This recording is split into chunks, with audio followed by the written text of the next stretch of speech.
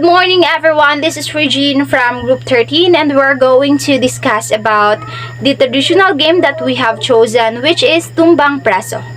Tumbang Preso or Knock Down the Prisoner in English, also known as Tumbalata in Bisaya or Batolata in Tagalog, is a unique traditional game that was invented in the Philippines.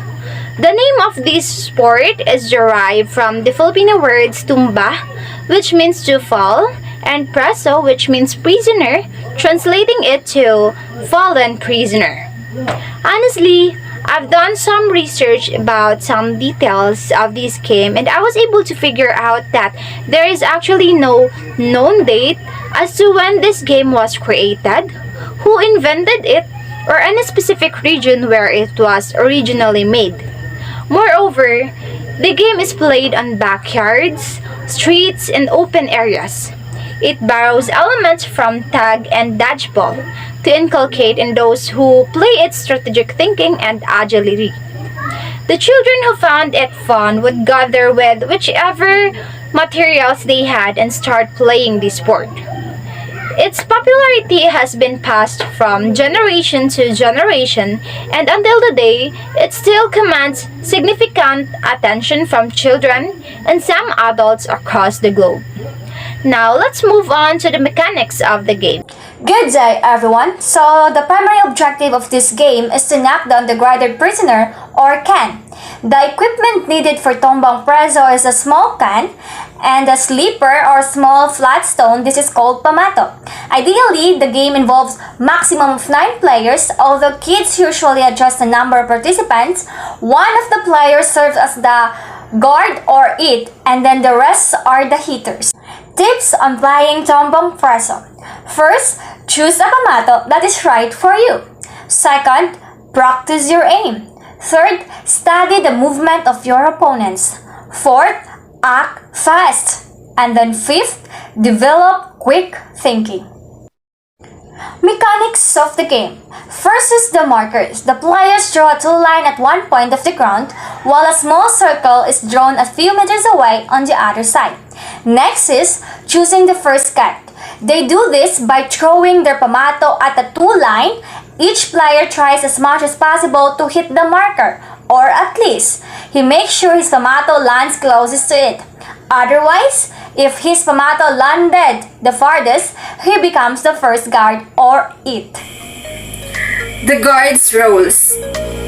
First, he places the can into the circle and guards it, while the hitters stand ready behind the toe line.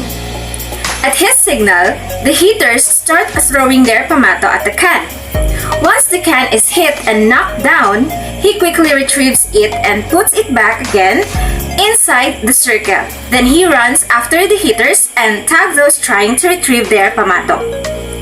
One important rule: the guard cannot tag a hitter until he makes the can stand in its place inside the circle. If the can is thrown outside the circle, the hitters get the chance to kick it farther away from the circle, and this allows them more time to retrieve their pamato. In changing of roles, if the pamato lands close to the can but did not knock it down, the guard captures the pamato. He puts a foot over the pamato while his other foot rests on the can. This signals a change of roles between the guard and the owner of the pamato. A hitter that fails to retrieve his pamato stays close to it and waits for the other hitters to knock down the can again. Unless a player is captured, the hitter that was tagged becomes the next it, and the process is repeated for as many times as the players agree. All players think quickly for a strategy to retrieve his pamato without being caught, while the it stays alert for any movement of the hitters. The primary element required in the game is speed.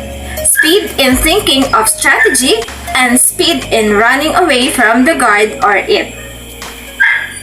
So these are the benefits of playing Tumbang Preso. Tumbang Preso, like any other outdoor games, has intellectual and physical health benefits. The following are some of the benefits of participating in this sport. It allows you to exercise without feeling rushed. It promotes better socialization and creativity in children. It can also aid in the development of relationship between children and their elders. This is because these are the same games that their parents and grandparents enjoyed.